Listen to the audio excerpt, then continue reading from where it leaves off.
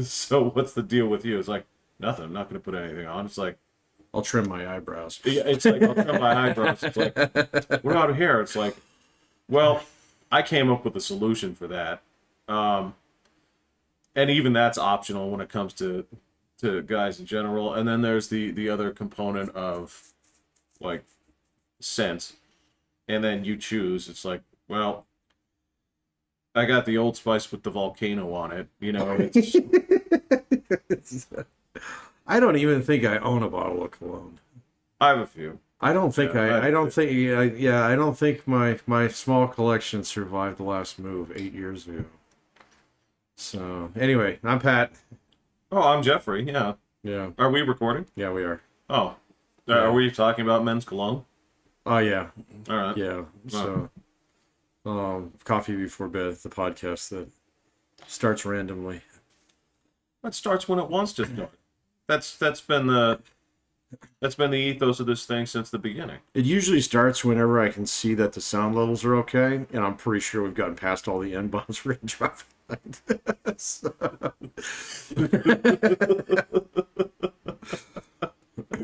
Oh, we're gonna be that podcast now, huh? I don't know. Who was it that you saw on Rogan last week? Was it that girl?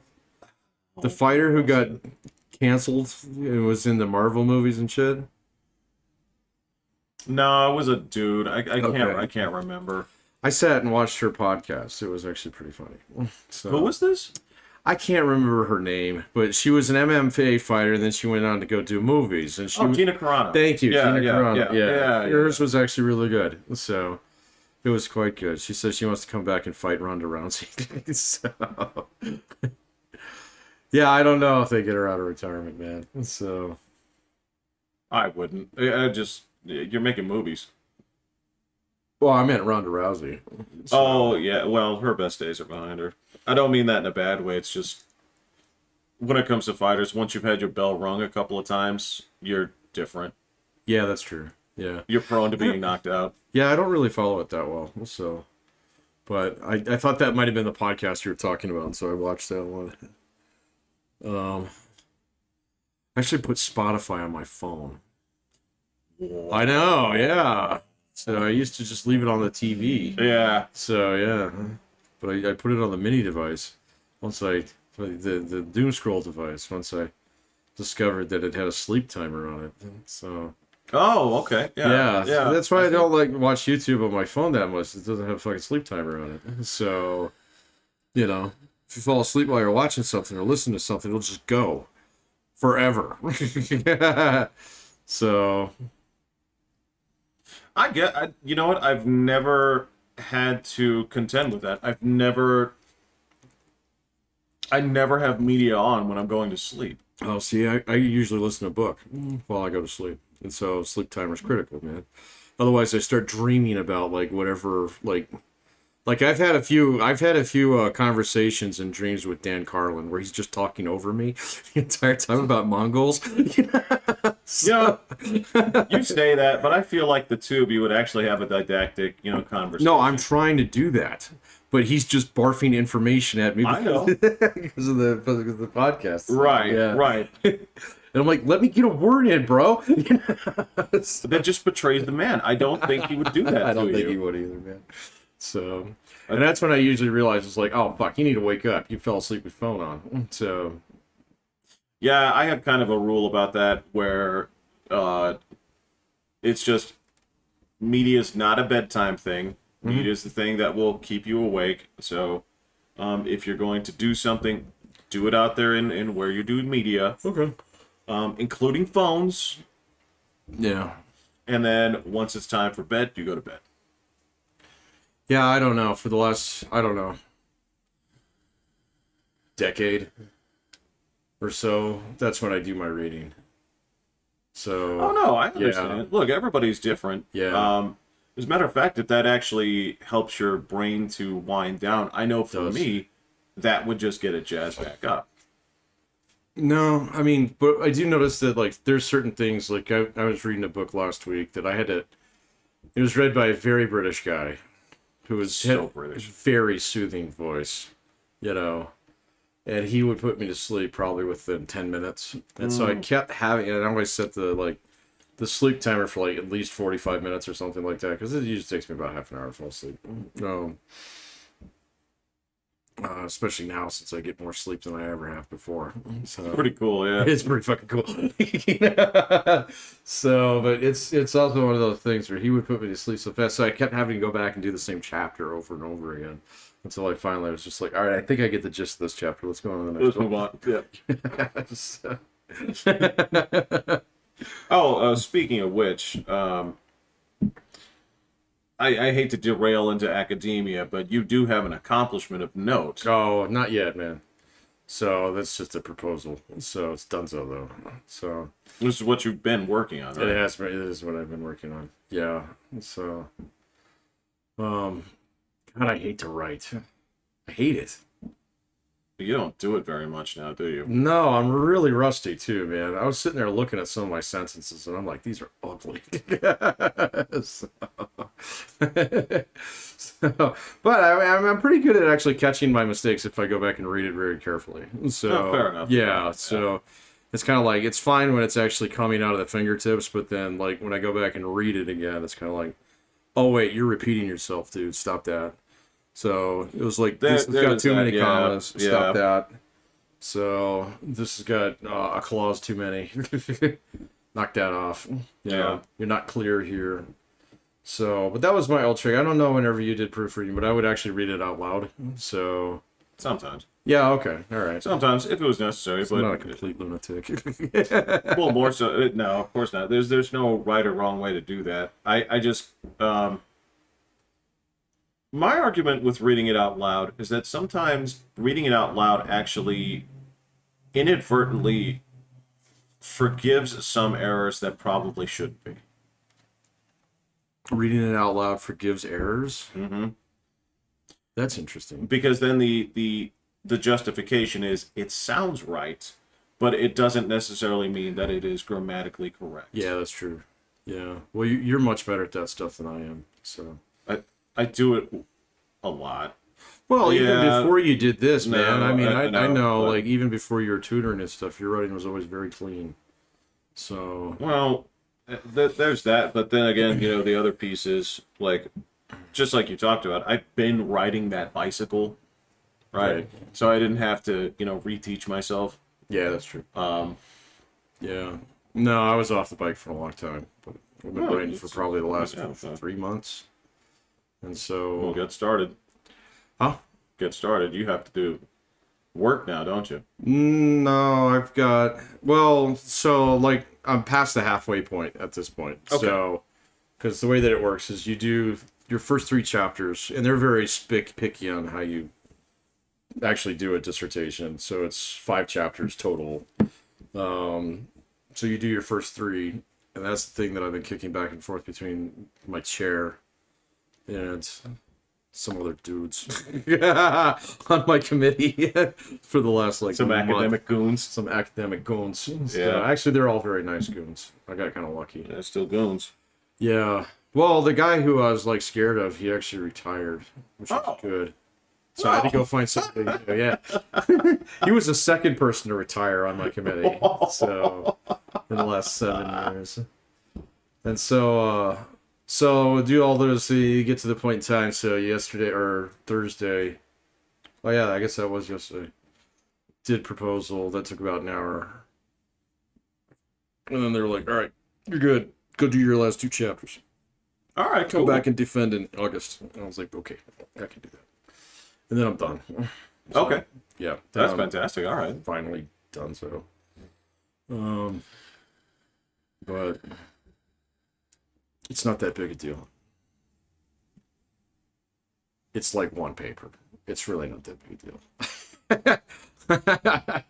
I gotta be honest with you. So one of my buddies down at the university has been telling me that for 6 years. Yeah. He's like, just write it. It's not a big deal. He's totally fucking right. It's not some opus, man. Well, all right. So for some people, it is. I get that. But now that I look at it and I realize it's like, wait a minute. Let me tally up exactly how much work I've done on this. And it's like maybe 50 hours. And I'm like, that's a week and some overtime. Mm-hmm. I was like, God damn it. Mm-hmm. See, the problem now is you have to take that, Yeah. and what's your current denominator On what? on how long it's taken you to do? Oh, how many hours are in a year? Why don't you start it with a week? Within a single week, so 24 7 times days, 7. 24 times 7 is what, 140, and oh shit, yeah, oh man, yeah, the denominator on this thing is horrifying. Times 52 Right. times 7. Yeah. So I'm gonna look and say, so how much time did you put in per week? It's minutes. It's gonna be, yeah. I wrote a sentence a week. So, It is, man. That's Yeah. like 7 minutes a week. I know. That's all right. That's Well, all right. If it's it'll gonna be fun. look, if you cross the finish line when you want to cross the finish line, but you're still doing it. Well, I got to do it this summer, Yeah. and this fall. Otherwise, they kick me out. So I'm out of time. now you can do it. Yep. Yeah. I can do it.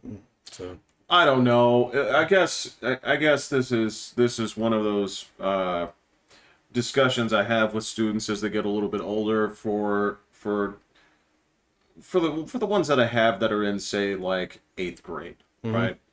The approach that I take towards, teaching them writing is very different because it's like, no, you have to do this, right? And then when I start getting into high school and college, then the question is, well, why are you doing this? right. It's like, I don't know. It's like, well, this is what I need to know in order to teach you. Yeah. What do you want to get out of the writing process? I don't understand. Well, of course, nobody asks you these questions. They're your teachers, right? My question is, to what end do you want to become better at this? Is it because you want to get the highest grade possible with the least amount of work? No problem. Then we'll approach it with this. These are the check boxes I want you to hit every time. Yeah, It's we'll like, get a little bit more scientific about it. absolutely. Then the other part is, well, do you like doing it? Yeah. Right. Yeah. So And some people have said yes, but I can't. I struggle with this. Like, no problem. Then we'll take a far different approach. Why don't I teach you how to actually enjoy this? yeah. Which seems absurd. No, I mean, so when I was in college, undergrad, I enjoyed writing quite a bit. And then something flipped over in business school. It does. And then, yeah, definitely in postgraduate work, it's just been like excruciating, especially the stuff that I've done for publication. So publishing has proven to be like the thing that I fucking despise in academics. So it's terrible. It's so bad. Tell me why. Tell me why. Tell me why you despise it. So the peer review process is complete garbage. I mean, like, in principle, it's great. Okay, so you should write something and other people should check your math, right? And so you have people who serve on academic journals, usually as a service requirement, because these will be attached to a university or something like that. All right, I've been asked to serve on journal committees, review boards. Because there's so many goddamn journals out there, they're always looking for reviewers. Right. Yeah. But here's the deal: it's like, so over the last, see how long I've been, 5 years full time. So I'd say the last 4 years, even before the pandemic. So one of my buddies down there, he and I wrote probably 4 separate papers. None of them have been published. It's 4 years. Our data is stupid now. It's like all pre-COVID. It doesn't even matter anymore, And we did a lot of legwork doing survey where I'm actually pretty good when it comes to survey methodology. I know how it works, You are, aren't you? Yeah. Yeah. I'm kind of like that. For some reason, that's what I got sucked into, And so, like, I had to do a lot of research and a lot of reading on that and a lot of trial and error stuff. But yeah, I actually know how survey methodology works. All right, it's really hard. So we do things straight up and write, and you send them off to these journals. All right, and journals come in tiers, so there's top tier journals out there which just get inundated with Chinese bullshit now, just absolutely fucking flooded. And so like And there's no way to check the data. There's no way to actually, like, you know, I mean, there's a language barrier. There's all kinds of bad shit going on with those. But, I mean, that's the thing. Apparently, if you're in that part of Asia, all right, if you can get in the Harvard Business Review, that's your ticket out of the country. And so everybody and their fucking dog submits articles there. Okay? And so you have to get, like, so lucky in terms of, like, not just having a good topic that's interesting, but then also having a really solid methodology, then also tickling the fancy of every reviewer, because every person on the review committee of all these journals has their own pet peeve, their own, like, this is my area of expertise. Oh, yeah. And if you don't mention that, you know, and pay homage, that's the first thing they hit you with is, well, you have talked about this theory, blah, blah, blah, which I developed over here, blah, blah, blah, blah. And it's like, no, man, it has nothing to do with this. Right. All right. So, but then not revise, resubmit, or just flat out reject, you know, at that point in time. And so what the thing is, and this is true of all social science research, all right? Psychology, sociology, so just about anything in my field, like the business lit is probably the most egregious in some respects. Well, and actually, no, that's not true. It's the education lit. Yeah, there's that, and I would say, what, economics? Would you throw? Economics is a little bit more legitimate. All right, so depends on what kind of economics you're doing. So, but if you're actually doing math economics, it's usually pretty good. Okay, so because there's nothing that economists like to do more than bang on each other. So, and point out how their colleagues are all stupid and they're the smart ones. Right. Yeah. Right. Now, economics is kind of its own animal, man. And so, I mean, I work with a couple economists, and they are definitely different people. So, but all the other ones, they all suffer from the same kind of, like, internal inherent biases. They want things that are interesting. They want you to find positive results on things, okay? And they want to find things that, you know, they can turn into pop lit. And that's where you get all this stupid pop lit out there in the business community, in fucking psychology, okay, sociology, you know, where it's like, oh, well, this study said blah, blah, blah. I was like, you know what? That study might have said that, but I guarantee you nobody checked the math on that. Because nobody out there gets paid to actually say, hey, give me all your fucking data. I'm going to run your analysis for you. Okay, and take a look at this. All right, and so I'm going to tell you, as someone who knows how to, like, manipulate statistical software, if I actually went in and just deleted a few cases and didn't say anything about it, okay, I could make any regression look really, really sharp. I guarantee you that happens every single day. I guarantee it. In fact, there's two guys who've been, like, trolling the entire academic community for a couple of years now by submitting articles about, like, Hitler's dog and stuff. Do you know about these guys? They're fucking hilarious. I don't. Not right offhand. I could be familiar with their work on, like, a tangential basis, but not know who they are. They did one on, like, dogs fucking in parks. They did another one where they literally lifted, and it had to do with, like, intersectionality and like, you know, observation of, I can't remember what it was, but it was, I mean, if you actually read the title and break it down, it's like really, you know, people watching dogs fuck in a park. Right, right, right. Yeah. So, and then they did another one where they were trying to, like, what was it? And they would submit these to pretty heavy duty journals, and they get accepted. All right, because it's just completely tickling all the people on the review committee, right? And so, like, yeah, they did another one where they directly lifted a whole ton of lines right out of Mein Kampf. So, submitted to some sociology journal, and they accepted it and published it. So, you know, and so they were kind of pointing that out.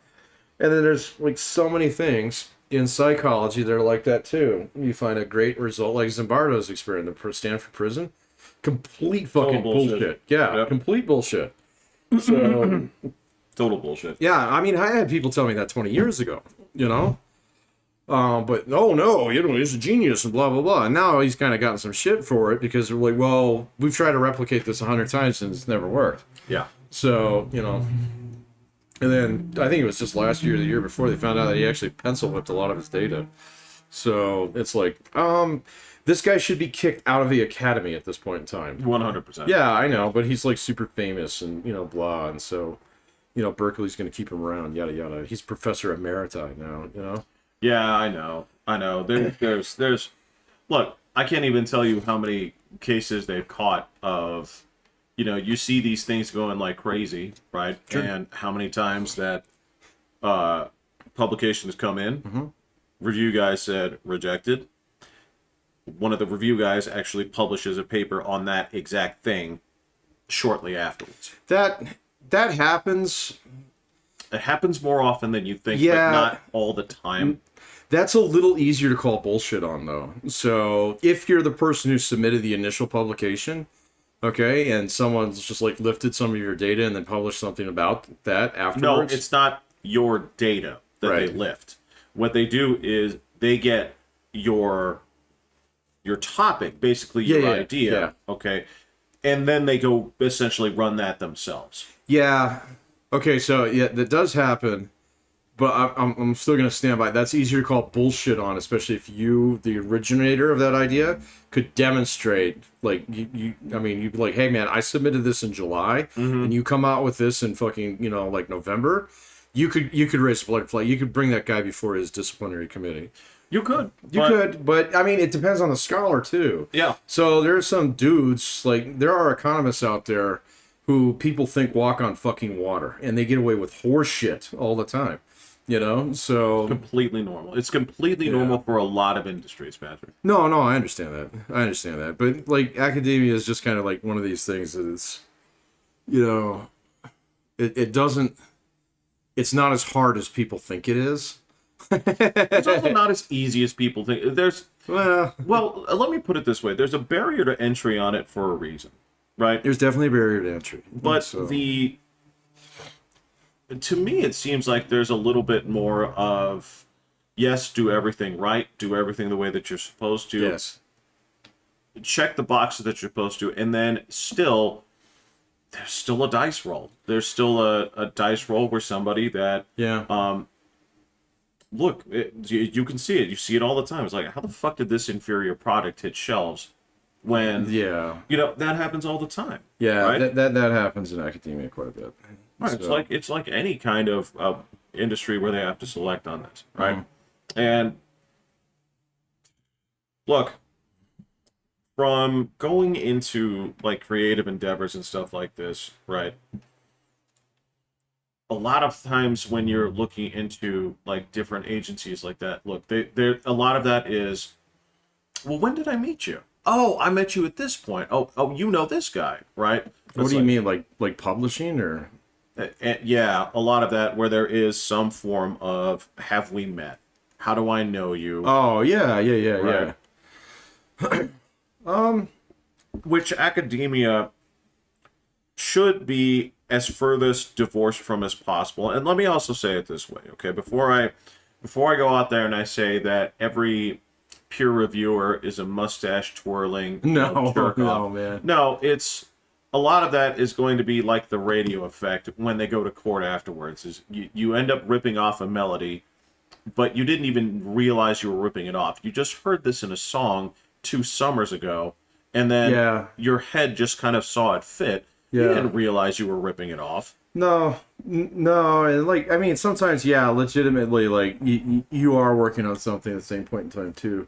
Yeah, If and there you're are on a review scumbags. committee, like that, the right thing to do, and I've seen people do this, is to recuse themselves from the committee. And so I've seen that. Now, as far as like selection process goes, I have to say that actually at the 4-year level, so like the 2-year level, it's definitely, oh hey, yeah, where do I know you from? Yeah, It's like, oh, I know these people over here, and they say you did a good job. Would you like to work over here? So at the 4-year level, it's not like that at all, man. When you're going for tenure track, they are very, very good about keeping every bit of that above board. So like when we do review committees for people who are coming in, can't even see their fucking name.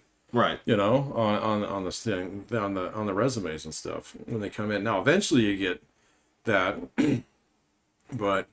That's what. You have to be good enough to get through the front door. You got they're very good about making you go through the front door. Right. The only exception to that I've seen is like, so you'll have like somebody who's like interested in coming to like a 2nd tier school like mine, who they never get unless the guy wanted to live there, kind of thing. Right. Right. And then he says, "Oh, that's great. I'd be happy to come here and teach computer information systems science or, machine learning for you guys. But my wife teaches English. She needs a job. She needs a tenured professorship too." And she's like, "Great, no problem." Right. So yeah, so well, we'll call up to the board and I know. I've seen that happen. There's some weird.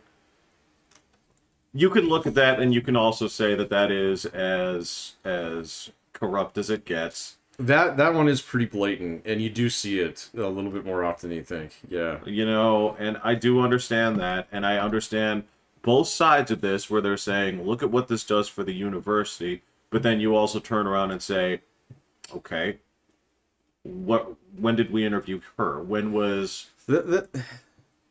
They make them go through the process, but the thumb is on the scale. The entire time. And, there's this point where it's kind of like, well, okay, we have somebody who's tenured already, and that person teaches all our Shakespeare classes. Right. And so we don't really need two Shakespearean scholars. Maybe we could ask that dude if he'd be willing to retire, and I've seen that shit happen. So that, or, sometimes they'll find some way to incorporate those kind of like classes, like, okay, like, we'll tell you what, you're the Shakespeare guy, go this direction, this person will go this direction. Right. Right. And, that's fine. Again, I've seen that happen. Look, it's funny that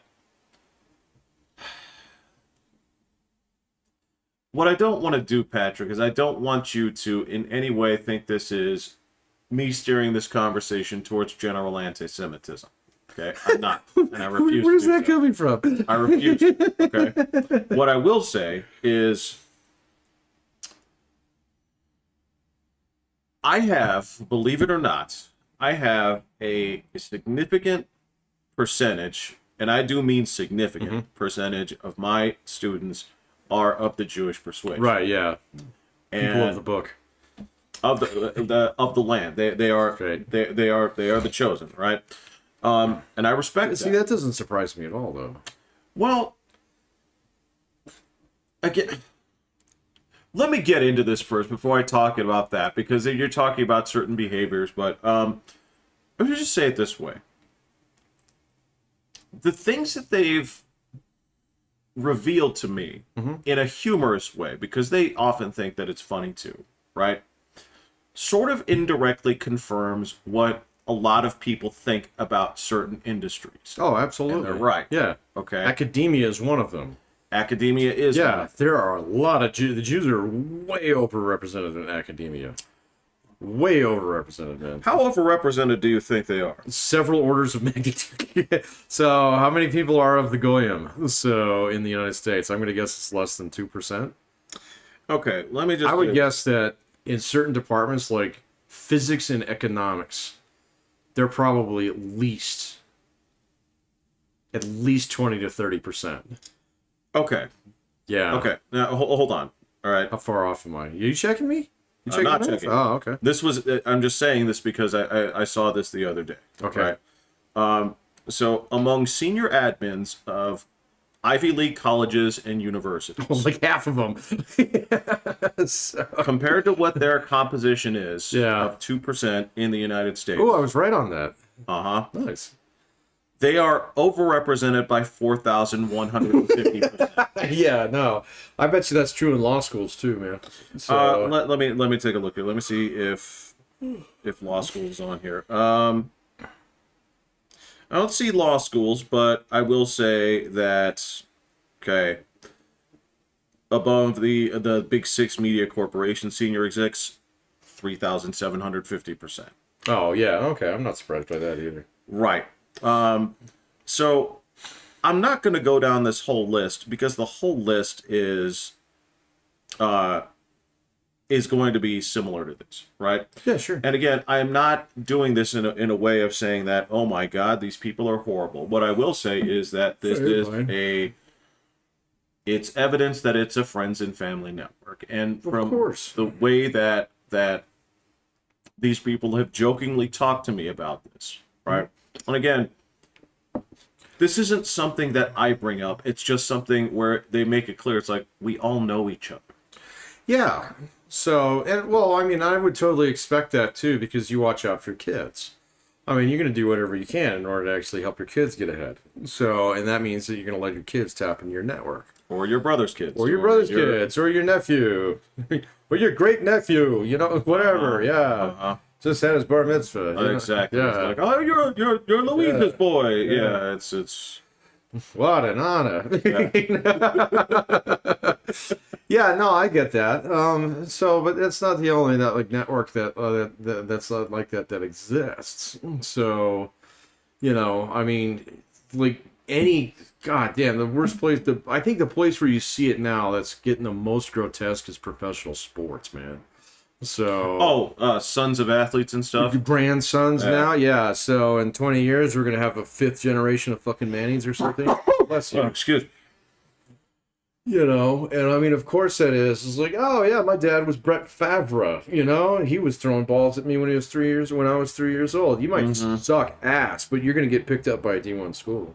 Yeah. So now you'll get flushed eventually if you can't play, but yeah, but you're gonna get a hell of a lot farther than people who don't, you know, who grew up in the sticks, you know, somewhere. So and can actually play until they beat your ass. But if they never get the chance to get there, then there you go. So no, I get that. Hollywood's just as bad too, man. Just not. So you're talking about like specifically the production side of things, you know, being run by the people of the book. All right. Oh, and the actors. Well, I get that, but the actors, like even them, I mean, you got dynasties in there that yes, you know go back to like the original, like you know, like Fondas and stuff like that. You know. Oh yeah. Yeah. You know, there's a lot of them in there. And even like actors that seem to like seemingly come out of nowhere. It's like, oh, your dad was what? Oh, I didn't know that. You know, I didn't put 2 and 2 together on that. Yeah. Yeah. No, it comes out from time to time. I mean, where like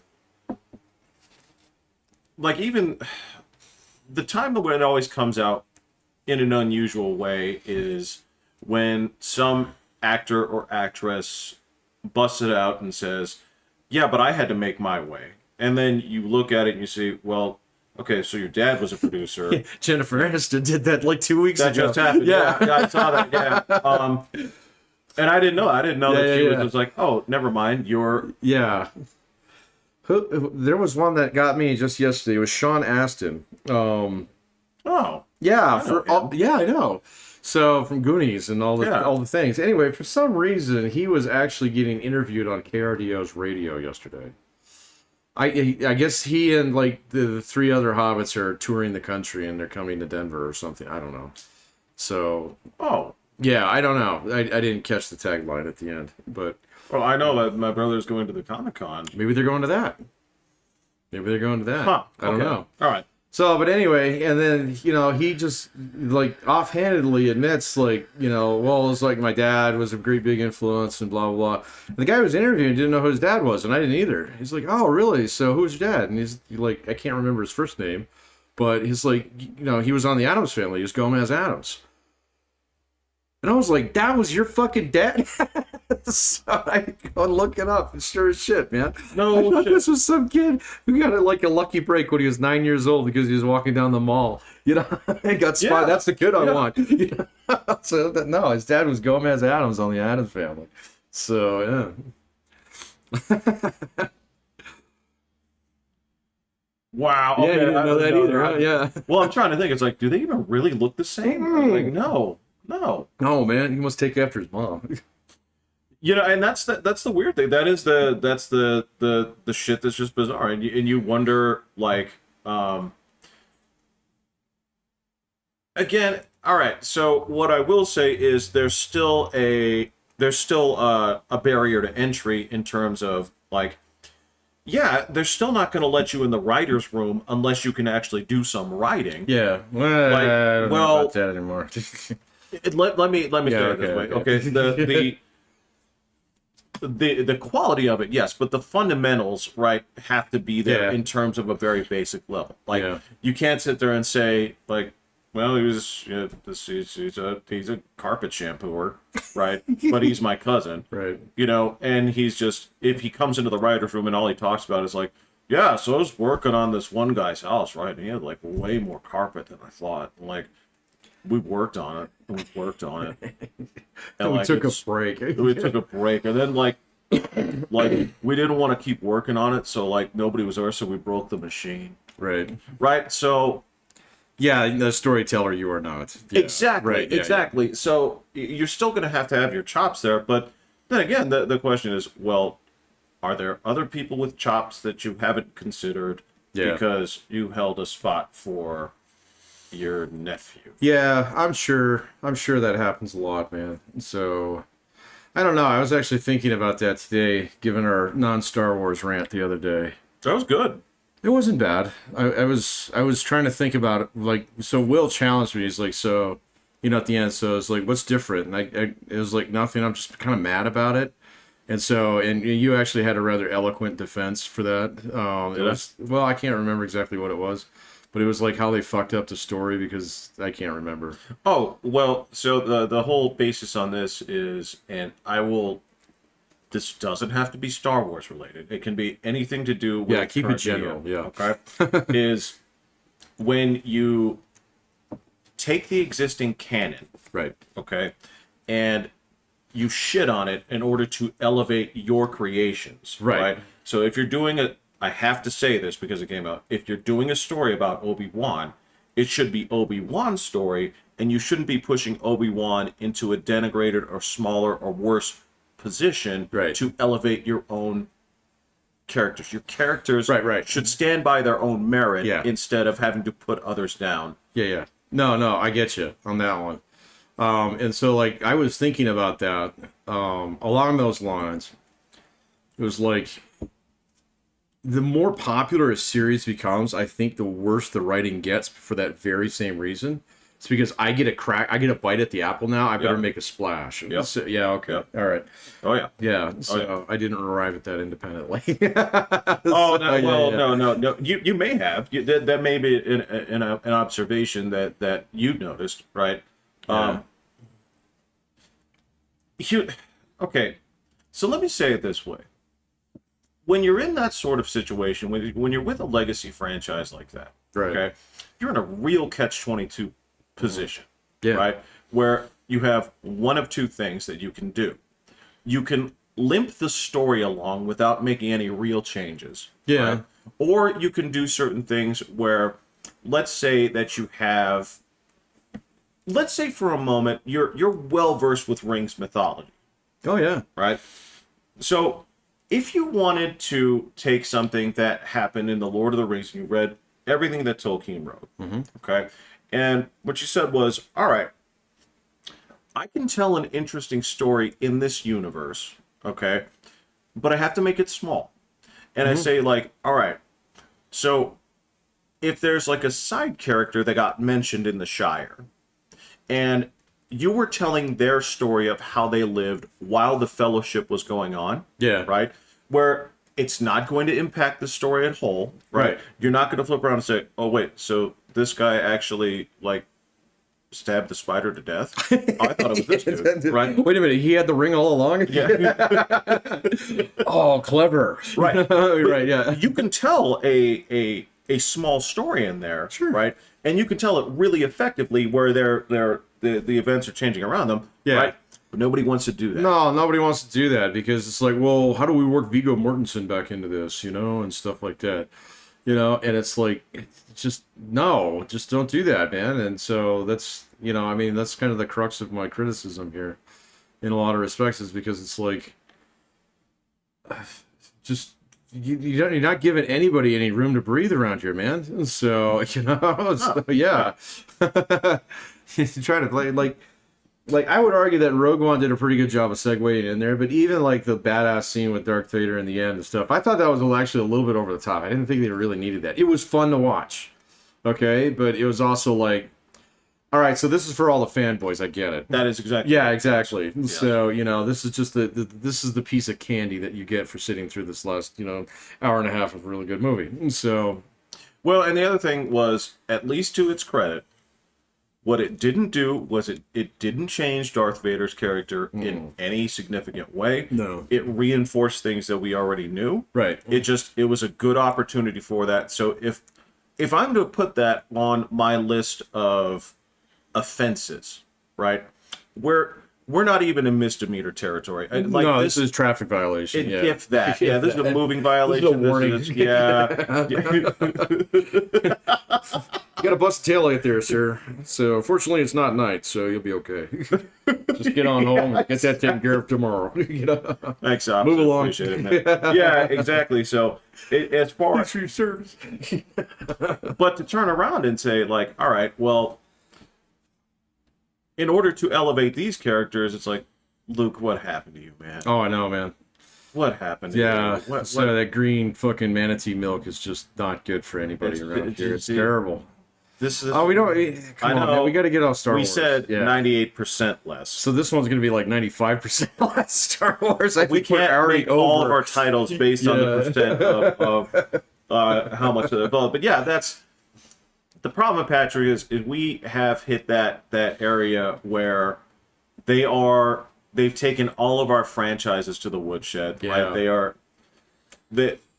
You know how it works when it comes down to it. When you're trying to make money, the questions you ask yourself: is this an established brand? Do I have a baked-in audience? Okay, Yeah. so I do. So if I have a baked-in audience, but that's an audience of guys. Yeah. How do we get in the girls? How do we get in Right. the 12 to 16 demographic? How do we get the kids? Yeah. Where you take something that Lord of the Rings, from back then, and as you've said many times, Tolkien wrote that for himself. Yeah. Yeah. Right? Yeah. It so happened that audiences glommed onto it for many different reasons. Okay. Yeah, well, it was very unique for its time. So, and then, I mean, it yeah, so like The Hobbit, he definitely wrote for public consumption. Absolutely, but he wrote that afterwards. Well, no, he wrote He revised it, actually. Yeah, after The Hobbit came out, and then after World War II, he was like, all right, I'll write these up now. But yeah, you're right. He had written the entire, like, this is the backstory, kind of thing, just basically in a sketch pads, Yeah, and I know that the one that most people know is the second revision of The Hobbit, but the first revision was out first. It was, yeah. And if I recall reading up on it,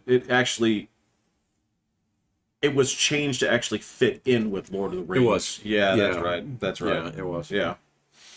Yeah. Which would be weird if they weren't connected. It'd be like, Yeah. these are also hobbits. These are also hobbits. Is this another ring? Right, yeah. So how many rings are there? So, yeah, it looks like Amazon's been working on that series. That one will be They interesting. can miss me with that shit. I don't. Yeah. I don't, dude. I don't have any trust in any of these companies to actually look. This is the argument that I make with William when it comes to like those Marvel properties. Is one of the things that they're doing and have been trying to do is basically like replacement of certain established characters, right? And there is an argument to be made where you say, all right, when these characters were created, it's like, yeah, like this was created in the 60s, like, yeah, by two Jewish guys, it's like, yeah, okay. And there was a pretty strict limit on what you could put female and minority roles into. Yeah, okay, got it. So if the argument is that a lot of these characters at the time were white males because of society, I get it. And you say that they had a 50-year head start. Okay, I got it. So they say, so in order to break that up, you have to swap out some of these characters or gender reverse them or basically take your turkey baster. Whole new characters. Well, yeah, or take the turkey baster and basically squeeze diversity in where it doesn't necessarily belong, right? But yes, my whole argument is like, all right, well then make your own shit.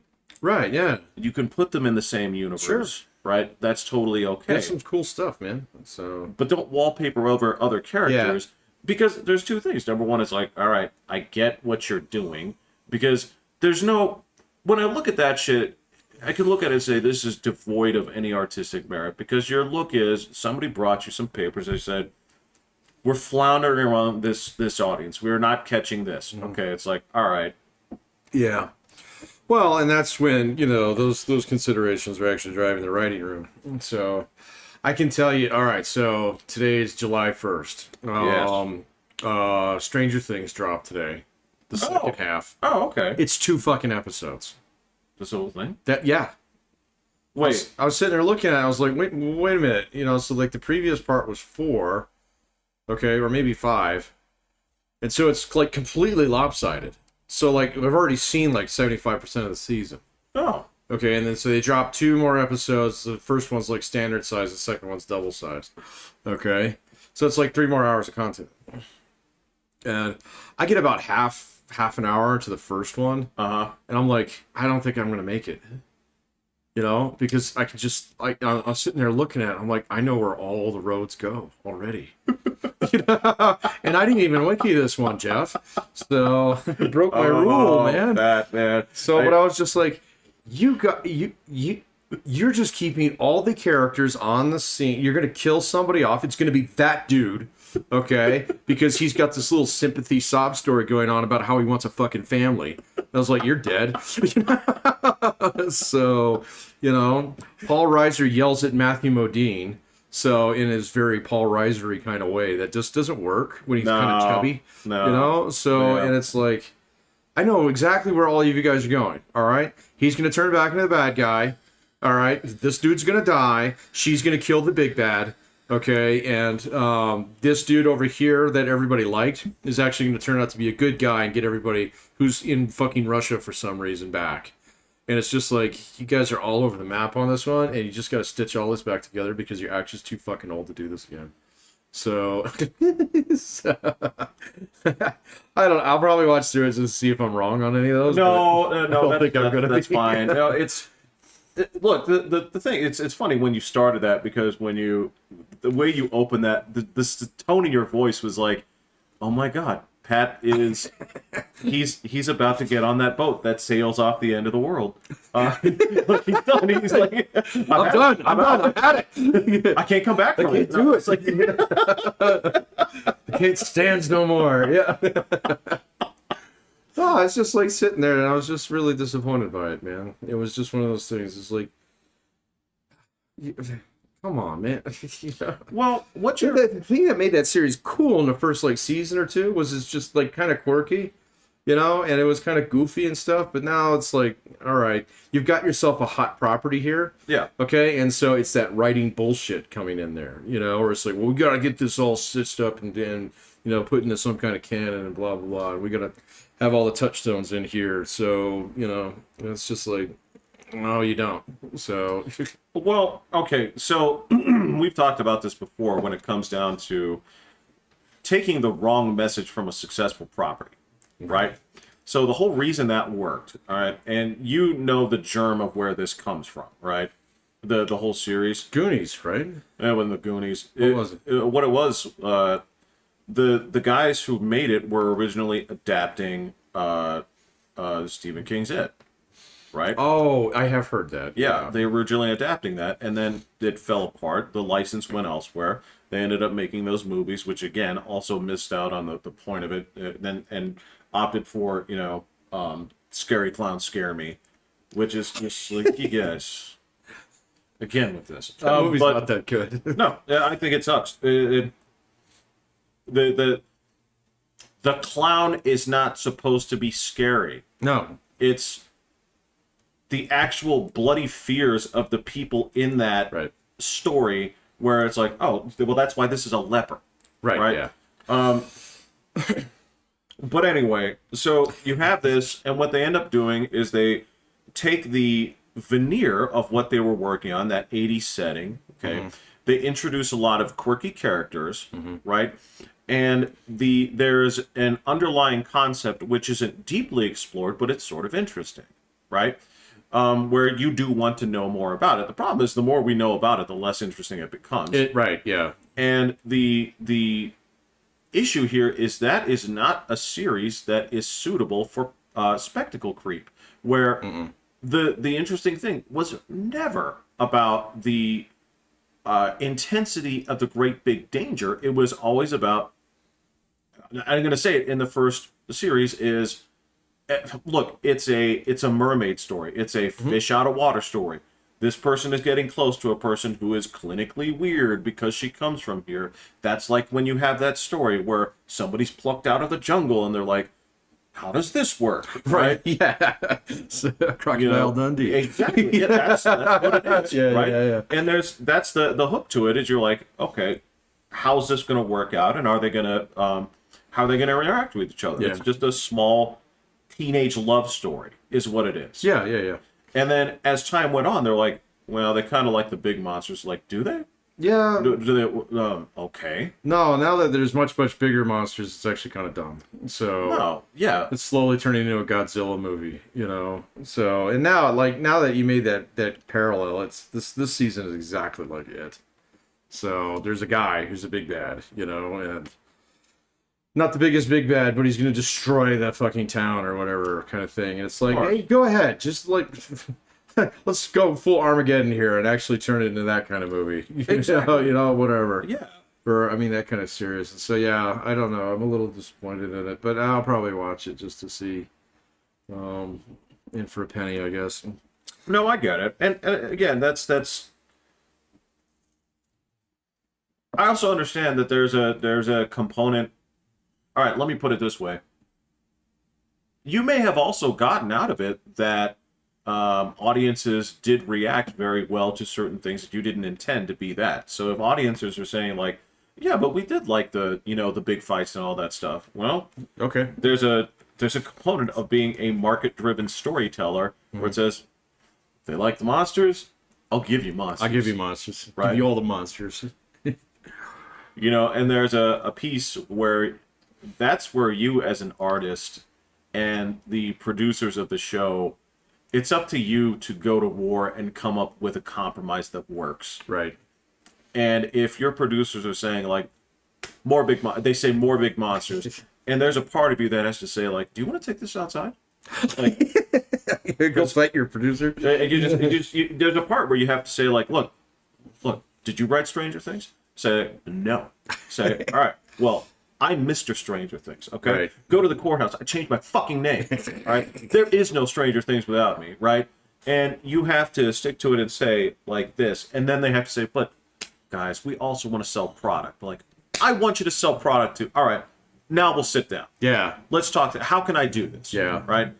But if you just take what the fucking goons tell you and say, like, The goons. like you know what I'm talking about. This, like, so we got to think about moving this to China. We got to think. It's like, Oh yeah. because that's their job. That's what Yeah. they're trying to do. All right. They don't know how to. If they were creatives, they would be creatives. Yeah. No, I get it. Right? So, See, we did that without Star Wars. we did that without Star Wars. That was pretty good. Easily made that in the Star We could have eased that everything that we just talked about also applies to Star Wars. Absolutely. Absolutely. And you know it's Star Yeah. Wars. You're on notice. You're on notice, yeah. They put you on a list and fight Star Wars. Where's Mr. Star Wars? Oh, that's the problem, Patrick. Mr. Star Wars isn't. There's no face to it anymore. They took his name, man. Yeah, they it's the took his mouse, name, yeah. and then everybody can say like, "Well, I didn't. That's his deal. Yeah. He directed it." Make me money. Fucking put Star Wars out on the fucking stroll, man. Yeah, right. No, yeah, I don't know, They man. did the Marvel movies too. Yeah, I know. So, Way on the stroll. yeah. But, I don't know. But that's me, all right? And I take this stuff way too seriously. You know that, right? No, I know, man. But, I mean, it's something that you're passionate about, so I get it. Well, no, it's just how my brain works. It's that's half of what academia has taught me. Yeah. To never accept certain things at face value, to realize artistic intent, to realize, to not accept I can't look like Swift's work is like, Well, he's literally talking about eating babies, Yeah. right? No, That of was course Swift, not. wasn't it? Yeah. Yeah. Yeah, clearly not.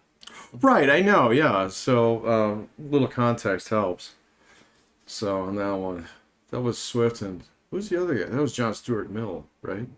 Who wrote Modest Proposal? It was Swift. Oh, yeah, you're right. That was Swift. Yeah. Yeah, no, never mind. I'm thinking different dude. Yeah. But ultimately, yeah, if you take it at face value, you have a producer. It's like, well, people don't seem to be into the baby eating stuff. It's like, So, yeah, we're not going to make the the whole road thing. too. Oh my god. well, you know what? I gotta respect the artistic intent on that one, where they're like, this is the most hopeless movie It I've ever is. come It across. absolutely is. It makes me like kind of blue just thinking about the movie. I mean, they got a baby and a dead cat in that movie. It's like, Yeah, you're man, right. that's like a 1-2 punch for me. So I just can't do it, man. It's And you're like, give me the rainbow. What's the rainbow in this movie? the rainbow. Yeah, the thing that you never get in The Walking Dead, where you see over the horizon things will get better. Oh right, yeah. No. It's just all bad. So Exactly. yeah, it's all bad. From a producer's standpoint, they're saying, "Where's the rain? Come on, man. Right, come on, man. Like you put these Yeah. people through all this, there has to be some kind of rainbow for audiences." No. And to their credit, Guy dies on a beach. Yeah, spoiler warning. Yeah, don't go watch it on a full stomach. yeah, they followed through. Yeah, okay. I mean, I guess I can respect that, man, but I mean, not like the end product. So, that's Well, okay. I like the product. I don't I'll like never the watch it product. again. Yeah, I'll never watch it again either, man. So, oh man. And I can't recommend it to anyone. No, not in good faith. Especially not to anybody who's even like, I don't know, medicated or Oh, yeah. semi-alcoholic or going through a divorce. Somebody's dog just died. No way, man. Yeah, It's just like suicide-inducing movie. Exactly. You're just feeling them out, ahead of time. It's like, I'm gonna play a little word association with me, and you tell me if this has any kind of relation to your life. It's like, okay, leukemia. Oh yeah, my sister. Yeah, no. Okay, Yeah. so that's gonna wipe some movies off the table. So, yeah. The road is coming off the list. Yeah, exactly. Yeah, but again, I don't think it's necessarily bad. I think it's actually well performed. I think that the concept is interesting. I think that if what you're doing is a very grim examination of what life would be like, or doing this in terms of subversion to it's the apocalypse, Yeah. and I'm here to fix all that. If there's See, I haven't seen a movie like that in so long, man. The apocalypse is always bad. well, No. that's what Yeah, there was a yeah. time period where it was, we're almost making society better because all of the Right, yeah. minorities are gone, or wherever you want to take that. I don't know. All the faces are the same. Yeah. So we don't have to burn down the city. Yeah.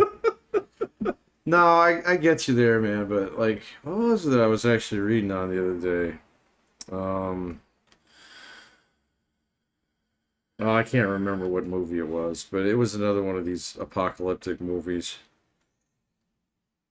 I mean, the last one with fat Leonardo DiCaprio. What was that? Oh, it had him and I think Jennifer Lawrence in it. Don't Look Up. Oh, yeah, I've heard about it, but Yeah. So what is that? it's this thing where there's a meteor heading to Earth, all right, and so the political system's so fucking broken that half the people on the Earth are like refuse to look up, kind of thing. It's obviously a really cheap shot at just about every Trump supporter out there. Yeah. Okay, So got it. yeah, no, and it's like even this genre at this point in time has gotten to the point in time where like, we're gonna use basically the Planet of the Apes meme,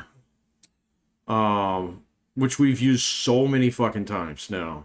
Right. All right. Right. To Right. drive home another fucking point. And I was trying to think of the last time I saw like a movie where the apocalypse was kind of like, yeah, it's gonna be bad, but we're gonna be okay. And I think it was like Deep Impact, which was dumb.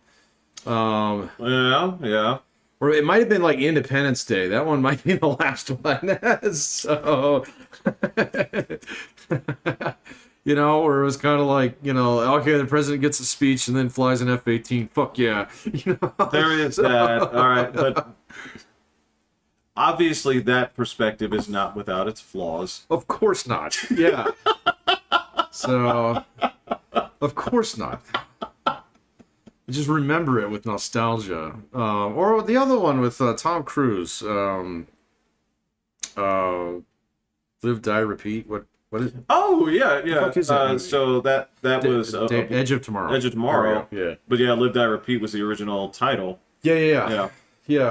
I thought they were gonna make another one of those. So Well, that movie didn't perform well at the box office, but it turns out that it was one of those movies that had legs later on because it didn't capture people at the time. yeah. I don't know. It could be, God knows. I can't go back to when that came out and say, well, here's what I was up against that week, and Oh, I can't either. Yeah. you know, Shit, man. There's about a decade of movies that just kind of all run Disappeared together. in the ether. Yeah. But yeah, I mean, like the genre itself just hasn't really done. I don't know. I think The Walking Dead actually did a pretty good job of killing it off. So I think that's going to be the cultural marker that signifies. Well, you know how this goes. When it comes to genres, sometimes you can tell when it's over, right? yeah, I think that one's jumped the shark, man. So once you go, there's a natural progression to it where you go into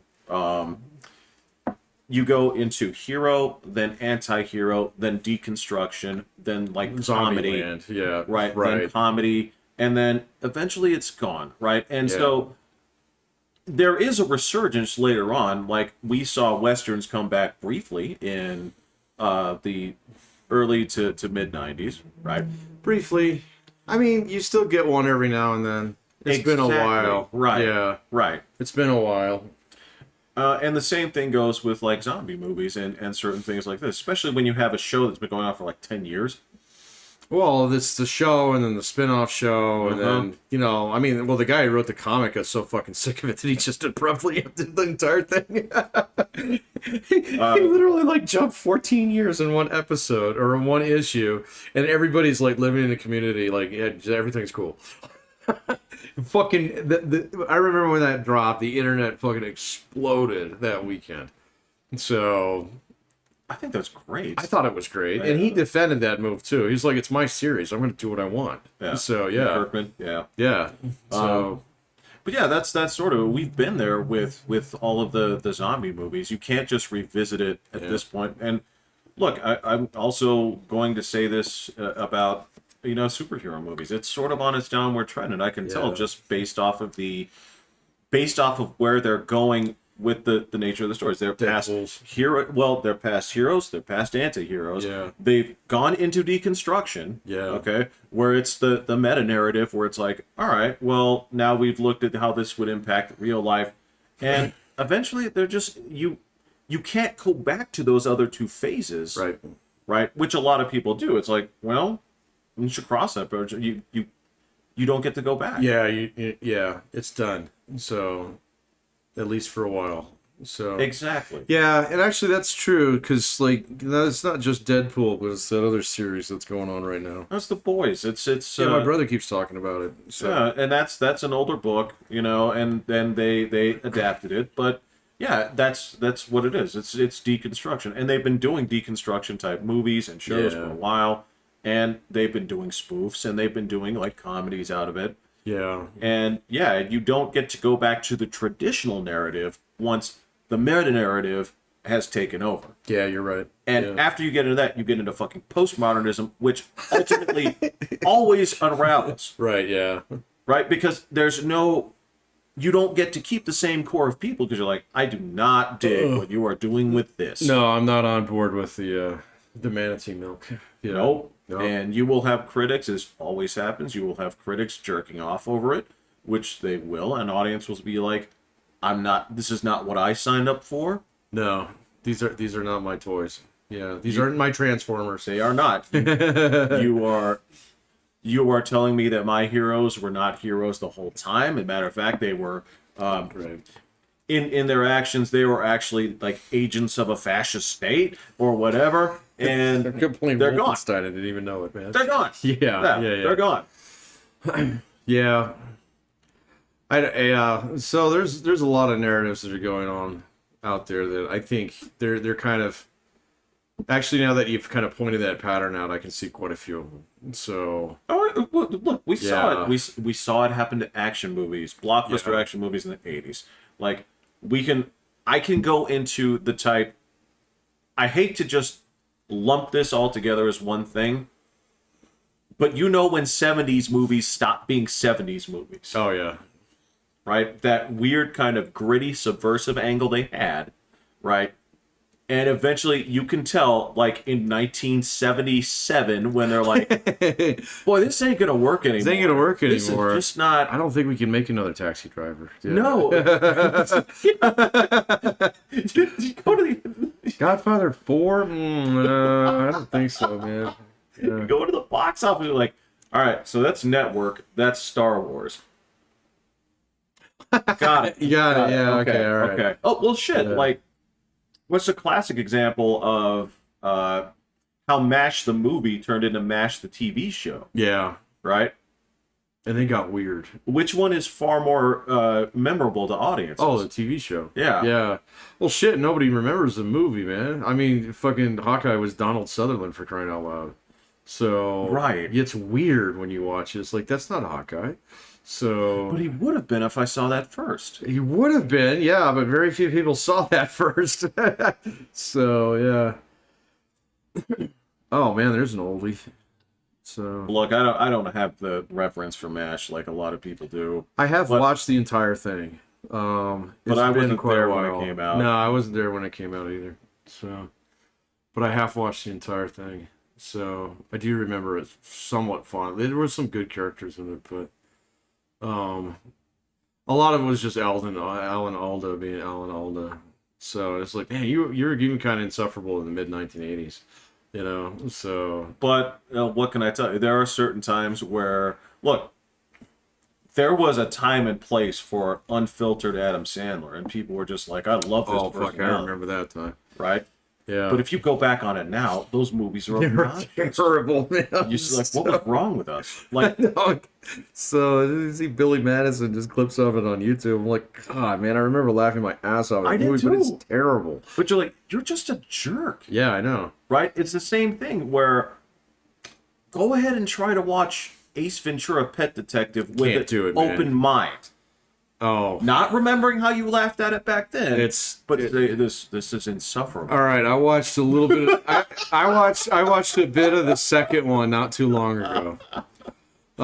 There are things that I remember in the theater had me in stitches in that one. Like when he's trying to get out of the rhino's anus. Yeah. It's actually kind of painful to watch now. You know? There is one really funny scene though that I don't recall laughing at when I was a kid. Or I mean, I guess I wasn't a kid. I was a little bit older. Yeah. Yeah, that would have been a high school era. Or maybe like a early college kind of Well, thing. what you choose to call it as kid or not, I would say teenagerism. You can go either way. Teenagerism. Yeah. Yeah. And it's when he's fighting that little dude. So that had me in stitches. But I mean, back then it would have been like, okay, you know, it wasn't a slight. Now the first one is almost unwatchable.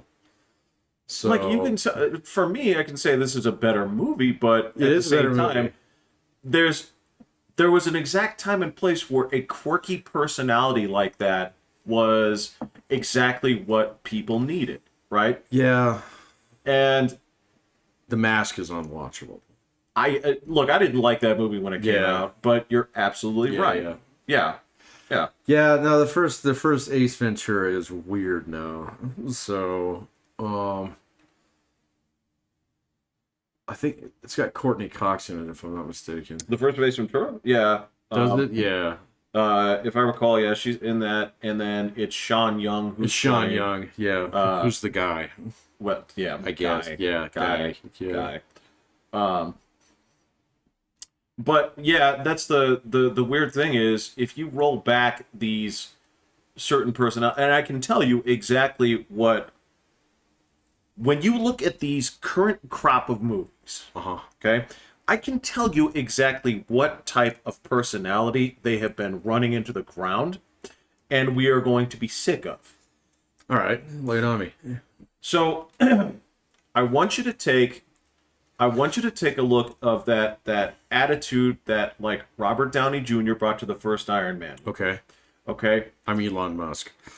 sort of, Right. sort of. Who was in the movie? Or that was the second one, right? Well, in one way or Whatever, another, right? Where the whole thing is, there will be a time when we look at this current time period and we are so exhausted with characters who think that they are absolutely above the situation at all times. Yeah. And have to make these wise ass remarks.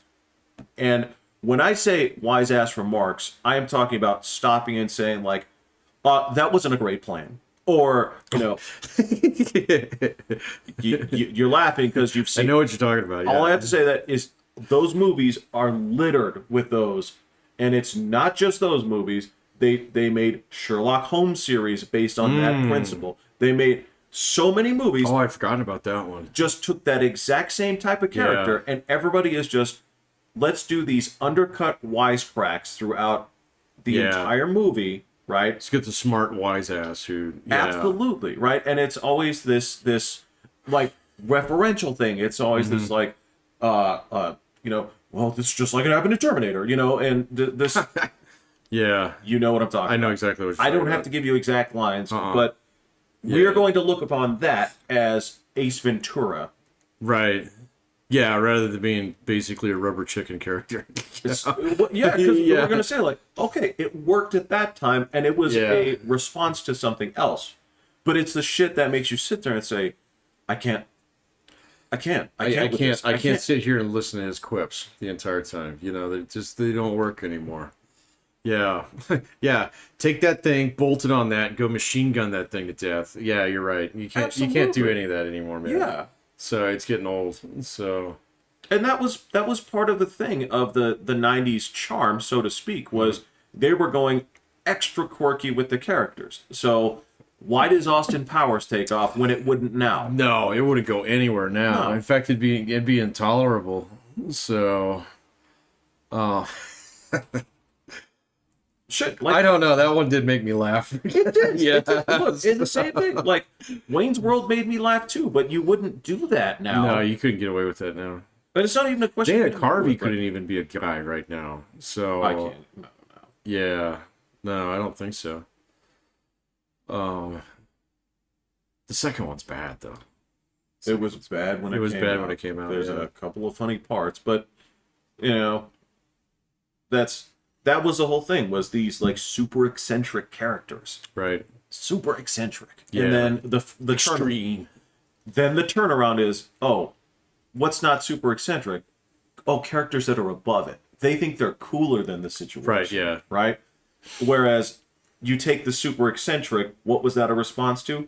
Oh, I don't know. About a decade of Rocky and Arnold movies where guys were over the top fucking macho. Oh, yeah. Man, I kind of view that with nostalgia now, though, man. Yeah. Well, what's funny is they're starting to try to bring that back. Are they? Well, kind of, because where do you put what? Why do they keep making Predator movies, Patrick? I mean, this is what I'm talking about. I thought almost all those are basically direct-to-TV kind of plays now. Nah, they're not. They're actual theater. The newest one is going to be going straight to Hulu. Okay. Which I guess is fine. I wouldn't. Oh, God, that's funny. That's the exact movie I was thinking of. So, Was it? right, yeah, it was like, okay, that one had the maximum amount of, like, fucking muscle milk per frame. Out of But all for the of them. purpose of what? What it was for the purpose of doing what in the narrative? Oh, I don't know. So. Oh, well, okay. So how does Predator work if it's not changed where instead of super muscle macho guys tear ass up in a jungle first and then are plucked off one by one? Yeah. If it's the people from Stranger Things Oh, the yeah, kids yeah, from yeah. Stranger Yeah, okay, Things, I got right? you. Yeah, so you got to set up the big bad. Yeah. Well, yeah, it's like to say that these are the apex predators on this planet, Right. right? Yeah, yeah, yeah. Whereas Billy with the knife. I'm going to fight you this way, man. why? Because he has powers. He He's has powers. He's magic. right. He's got those. He's a shaman. He's a which is Actually, he's one of the better guys in the movie. I love that dude. Yeah, Billy is great, and the other guy, the black guy. Mac. Oh, there's two of them, not Yes. Carl Lewis or Mac is the other one, and I like Carl Mac. Weathers. Carl Weathers he is, got his arms chopped off. Yeah, But then he turns out to be all right. Then he gets his arms chopped off. and then got stabbed. Yes, And then got stabbed. I mean, Yeah. I think everybody's a fan of Jesse Ventura. But he's the first guy to go out, man. Second, who's the first? Second is Hawkins. He's the guy with the glasses. Oh, yeah, the guy who's trying to make jokes about his girlfriend all the time. Uh-huh. And yeah, everybody's like, yeah, you don't have a girlfriend, do you? Yeah, and then The guy is so stupid. well, he's the director of the movie. Yeah, I know. Yeah, Yeah. that's the only reason he's in there, yeah. Well, I think that's. I think they actually all work together. Poncho's good. He's the straight man, right? Right, yeah. We hit nothing, right? Right. That's him. Yeah. So it works, and they keep making these movies. The second one for being shitty, I love it because Danny Glover's a badass in that movie, man. but he doesn't want to He's be. Die Hard before Die Hard, man. Well, he's Die Hard Predator, and that's the thing. Die Hard Predator. There's a solid angle. It's like, how is this different from the first Predator? Okay, well, It's so good, man. I love the scene where he's climbing down the fucking pipe. It's amazing. And the Yeah. guys and the things in the thing or in the apartment. the apartment across, and he's like, "Son of a bitch." I'm gonna go get him, man. Anyway, sorry, I didn't mean to. Oh no! You're with me 100% on why if there's a version of this where people can say I don't like it as much as the first one because of what it set up, right? Because to go, what a weird turn to say. All right, so who's our hero of the first one? Arnold Bloody Schwarzenegger. Oh yeah. Okay, and so if you turn around and say like, wait, so now it's Danny. It's the other half of Lethal Weapon. Yes. Right? Serious half. Right. It's oh shit, it's Black Lethal Weapon. Right. Because there's also White Lethal Weapon. We know who that is. We know what that is. Yeah. Yeah. Or you just might call him Lethal Weapon. Right. You could. I would argue that for the longest time though He's Braveheart. He's Braveheart. He's Yeah. Braveheart. Okay, so God, that movie's bad now that you watch it. you know what? I watched it about a month ago. Yeah. It is so boring. It's long. It's way longer than people Yeah. remember it being. Yeah. There is not one thing in that movie that other movies after it have not done much better. I would argue that he probably did a worse job in The Patriot. I'm not just talking about him. I'm talking okay. about other movies taking the lessons from Braveheart. What worked, what didn't. Yeah. Okay. Right. Yeah, I'd agree with that. But that's beside the point. But yeah, so you take that, and I could see a lot of people saying like, well, there's no Arnold in this Predator movie, and that's what I was here for, right? Oh, but yeah, you get Danny Glover, you get Bill Paxton, so he gets sliced in half. He's being annoying. Oh no! He gets gutted. Gary Busey Busey gets sliced in half. half. That's great. That is so satisfying when that happens. He's just jumping out with a fire extinguisher. Yeah! It's like, man, you're gonna die. I get it, and I actually really do like that movie. It's just the subsequent things where they just have no idea what to do with the franchise, and it shouldn't be a franchise. No, it shouldn't. Yeah. Well, it took a while for them to come out with anything after that, the Danny Glover one. Right. But then it was like AVP, and then yeah, you're right. These movies are worthless. Yeah, they're terrible. Fucking worthless. Well, and Alien, I mean, they jacked that one up. I mean, I will actually defend the third one. I think the fourth one is insufferable. I think there are things about the fourth one that are good. But The it's aesthetics are parts. great. Exactly, yeah. So, but the actual plot is dumb. The bad guy, plot is the bad nonsensical. guy is a puppet, you know. So it is just a loose association of other bad guys from. right. Yeah. Well, and then they did that. They did the Resident Evil thing in that one where the monster morphed into another worse monster. Oh my God, it's Bigger Jaw. It's bigger jaws. Yeah. Dude, that's not even. It's like this, but it's just bigger. Right. Yeah. Which is actually why I have a problem with the second one that people love. Which one? Aliens. Oh, Aliens. Yeah, I don't. That one's a fun watch. I get it. It doesn't have the same tone naturally as most of the others. Well, I guess maybe a little bit of 4. What is that? Resurrection. Yeah. Yeah. 4's got a little bit because that one's still got Sigourney Weaver. well, it's got Sigourney Weaver, but it's also got Ron Perlman in it. Whenever he shows up, you know what kind of movie you're getting. Oh yeah. So yeah, whether it's Blade slapping a bomb on the back of your head or Did you know? you're getting a giant red arm. You know what? I did not realize until like last year was there's this line that Ron Perlman says in the beginning that I didn't understand what it meant. In Blade 2? Yeah. And he asked Blade, he's like, "Can you blush?" Okay. Did you get what that meant? Well, he's not white. Yeah. Evidently that was the joke. That's not a joke. I thought it was like a question of because the whole thing was that this is a group that was designed to exterminate Blade. To kill Blade, yeah. So I thought it was like feeling bashful about being in the presence of people who were Yeah. better. I would say, are you embarrassed kind of thing. right. Yeah. But evidently it was just a black joke. That's not a very good black joke. I didn't know. Yeah, I didn't know either. Because at the end he asks him if he can blush, and he's white. Before he explodes his clearly. head. Yeah. Clearly he can. Clearly he can. I didn't know that. Yeah, But okay. evidently that's all that is. Yeah. I wasn't a big fan of that one. It's It wasn't fine. bad. No, it's Yeah. it does some things well and it does some things, poorly. Yeah.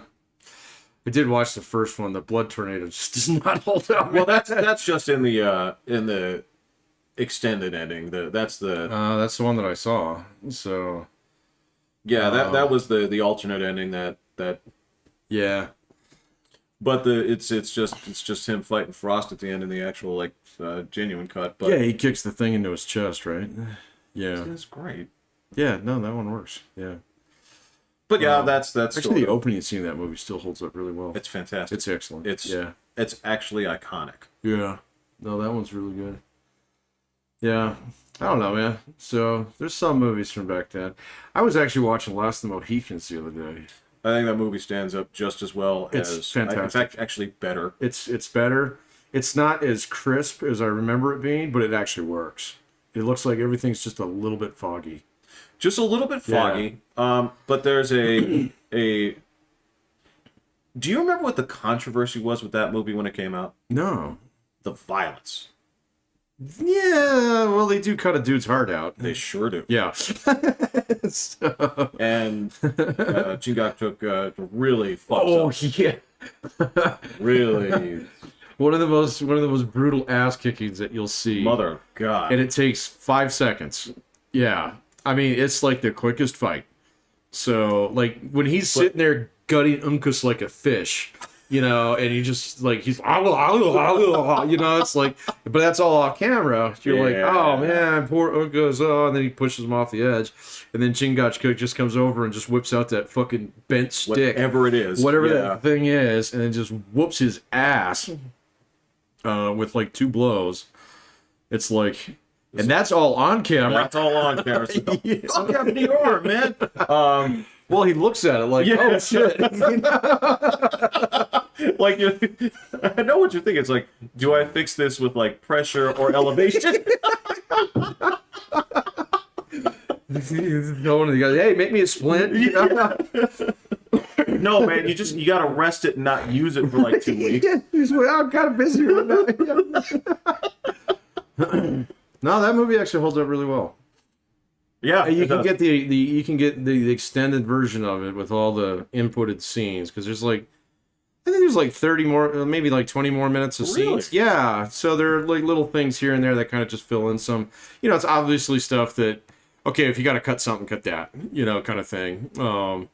Well, I've read Cooper's book.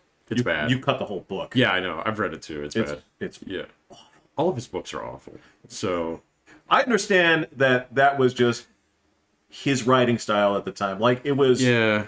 I guess the best way I could say is those were like those John Jakes books where it's like this is all just airport reading.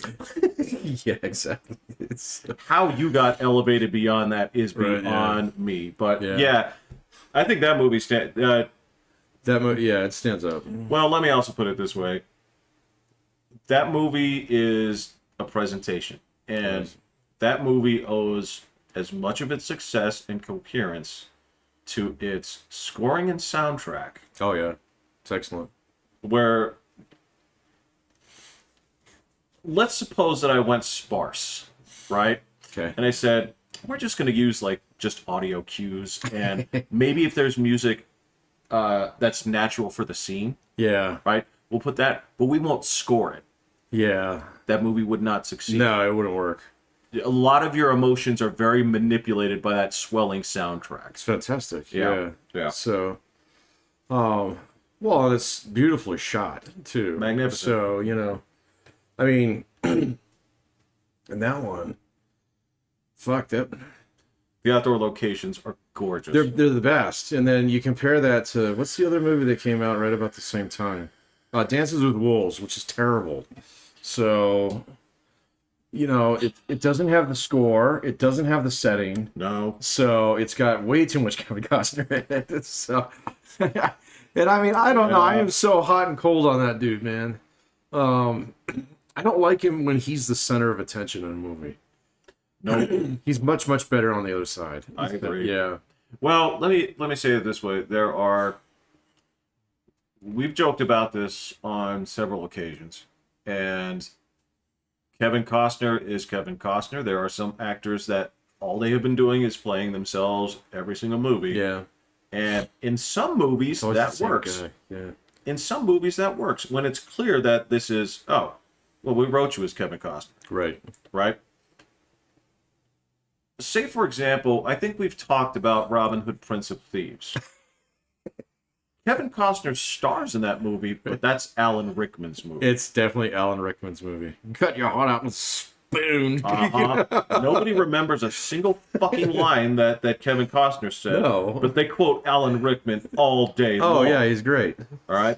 So he ran away with that movie, man. but Kevin Costner was still playing Kevin Well, I know. He was directing it and everything, man. Medieval Kevin Costner, which is just worse. Right, yeah. He still had a Chicago accent, So... He didn't even have the nerve to say, like, should I speak differently? Right, yeah. No, Kevin Costner. No, I'm Kevin Costner, so I'm not going to try. So it worked in like Field of Dreams. It did work there. But come on, James Earl Jones, that's man. What I'm yeah, saying. exactly. So, and like he had another one a while ago during the Western thing, Open Range. It's got the best gunfight of any Western I've ever seen. Yeah, okay. But that's not Kevin Costner's movie. It's Robert Duvall's fucking movie. Right. Yeah. Right. So, when he's at his fattest, so he's pretty chubby in that movie, man. Yeah. But you know what? That's another thing. It's not just Alan Rickman. I forgot. Who's the other people that person they quote? Morgan Freeman. Morgan Freeman. Yeah. That's right. Morgan Freeman. Madeline Stowe's in that one too, if I'm not mistaken. Yeah, and so is who's the fucking kid? that's Christian. Is that Christian Slater? Yeah. Yeah. Yeah. Okay. Yeah. Yeah. They quote him more than. Yeah. I haven't seen that one in a while. It is entertaining as all get out. Okay. Yeah. It does move pretty quick. Absolutely. It doesn't waste any time. Yeah. There are things where if you took... The problem is, if you made that movie now, it would be 3.5 fucking hours Well, they long. did that. Fucking Russell Crowe tried to do it, man. It was a fucking 4-hour piece of shit. That's not fair. I know. No, you're right, because So, the whole selling point of that movie got lost yeah. because it was all just supposed to be told from the Sheriff of Nottingham's perspective. Yeah, totally different movie than And they what just was sold. Turn it into another goddamn Robin Hood movie, which I've seen. Yeah. Yeah. The question you have to ask yourself, right? If you're going to approach this, you say, all right, if I'm going to make this movie, anything involving Robin Hood, I have to ask myself if I'm actually beating the Disney film, the animated Disney film, or not. Oh, yeah. And if I don't have anything close to that, I shouldn't waste my time. No, and don't waste anybody else's time either. Yeah. No, I remember when that one came out, the Russell Crowe one. Because Russell Crowe went on kind of a streak there where he did a bunch of good projects and then he got a bunch of shit ones. Oh, yeah. You know? And then he decided to go be in an Australian band rather than act. Which, as far as I'm concerned, that's fine. Yeah, that's actually. fine. Yeah. Sometimes you do that because you've had enough. Or... Yeah. Yeah, because he had like 3 back to back to back that were fantastic. Mm-hmm. L.A. Confidential. Mm-hmm. I forgot about that. That's one of my favorite movies. It's pretty good. I think that's his first movie too. Or his first big one. Yeah, Or- it might be his first American one. Yeah, I think he may have been in like some Australian like weird shit. Yeah. You know, I'm not. Mel Gibson's got a couple of those, man. Yeah, he does. Yeah, I actually saw clips. I'd like to go see if I could find it from Gallipoli the other day. I had forgotten about that. That's like one of his first movies. He looks like he's 17 in it. So it is old, man. Dude, I don't even know if I've seen that. Yeah, it's about a kid who can run. And so it's all World War One and stuff. And then at the end, they get the classic World War One. I got the orders not to run the trenches, and he doesn't make it in time, and everybody fucking dies. So I was like, yeah, there's a World War One movie. I've seen this one. So, but he's so young in it, man. It's weird. So, and then Mad Max, of course. Yeah. Yeah. Which the first one, don't even waste your time with. No, it's dumb, man. Boring. I had seen the second one, and then what's the third one's Thunderdome, right? Which is dumb, but there are parts of it God, that I it's do fun, enjoy. man. It's so much fun. That's the one with the steel boomerang, right? No, that's That's the second one. That's the second one. Yeah. The Beyond Thunderdome. Okay, look. That's right. That's the one with the humongous. Got it. Yeah, that's the second one. That's the second one. Beyond Thunderdome is the one with the Master Blaster and Tina Turner's shit farm. Shit farm. And the actual Thunderdome where they have all the weapons on the wall. Right. Yeah. All right, it's fucking dumb, but it's like, all right, this is at least dumb but interesting, sort Yeah. of, compared to the first one where it's like nothing happens. See, all right. So I hadn't seen the first one. I had seen the second one. I had seen the third one, and it was years later when I saw the first one. It's not even the same fucking problem. Not even close. It's like, what the fuck happened? I mean, you guys are like eating at a diner, in this one, and there's just dudes on the highway that are bad. Okay. Yeah. Yeah. And this one, Sydney is a fucking wasteland, So... Yeah, it's weird. It's and let me just say it this way: the second movie, okay, completely erases the need for the first movie in all capacities. Yeah, There's nothing that the first movie does better than the second movie. Yeah. Right? Yeah, there's... Oh, man, there was an example of that we were talking about before. It wasn't Mad Max. What the fuck was it? Where the first movie could be completely erased. Well, I can't mean, remember. they did that with The Evil Dead, but I know that's not what we were talking about. Oh, no, that's not what we were talking about. Yeah. Oh, no, maybe it was the other way around. I think we were talking about Highlander, where the second movie should not exist or something. Well, okay. Well, that Yeah. goes without saying. I mean, that is well documented Well documented. by scholars beyond us. Like, Yeah. I mean, I can't tell you, but I think if you went on to Amazon, you'd probably find a book about, the why of Highlander 2. Right, yeah. Yeah, so yeah, Russell Crowe, yeah, he's L.A. Confidential, Gladiator, Master and Commander, which That's such a good movie. completely underrated movie. Oh, dude! Every time I've watched, I think I still own that one on DVD. I used to watch it in my basement when I was working on my trains and shit. Every time I watch that movie, there's something new that you like. I didn't notice that before, you know. And it's tight. Paul Bettany is great in that movie. He is. So yeah, and I mean that's when he was nobody. So Absolutely no. absolutely, Yeah. no. I think he did one movie after that where he played A mobster or something like that. a monster. There was a stupid movie that he was in where he played like the Archangel Michael or something. Was he? And he was defending Dennis Quaid in a fucking diner. So, Hold on. because the apocalypse was happening. What is it was that? so bad. That wasn't Legion. No, It's Legion. Yep, that's Legion. Yep, you got it. Yeah. Movie is so bad. so bad because there's one pregnant lady left on the planet. Yes. That's one of those Right. apocalyptic movies that's just dumb. This, Yeah. and that's where it comes to, like, to apocalyptic movies. If you're not going to give me, if you're going to do something like that, or it's a world-ending kind of thing, at least give me some kind of, like, a Book of Eli twist on it. Oh, I love that. Yeah, that movie's great. Yeah. Yeah. Give me some kind of twist on this where it's like, wait, y'all have been getting your ass kicked by a blanket. God, even Mila Kunis is really good in that movie. You know, and I hate her. Yeah, think no, she's I know. Terrible yeah, and everything. Yeah. But yeah. It's, yeah. She's the She worst. and her husband. Yes. Oh yeah, well I'm not touching that guy. I mean, No, I'm not either. So, all right, we're at $1:35 now. Are we? Okay. Okay. So, final thoughts. This was a movie-intensive episode. I agree. Yeah. So, Final thoughts.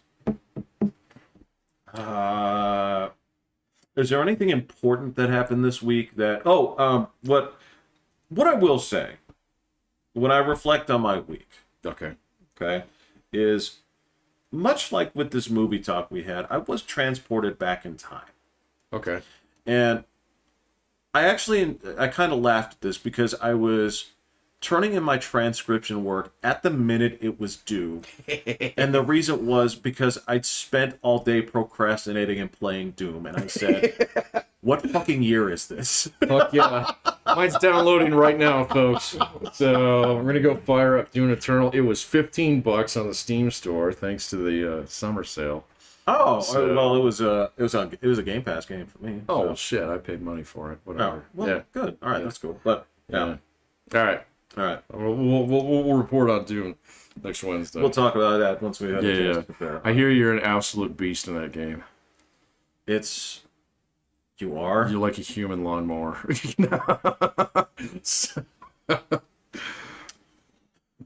So, let me just say it this way. Story's there if you want it. All right, that's a good place to end. The story's there if you want it. See you in the fight. All right, Pat, why don't we go ahead and close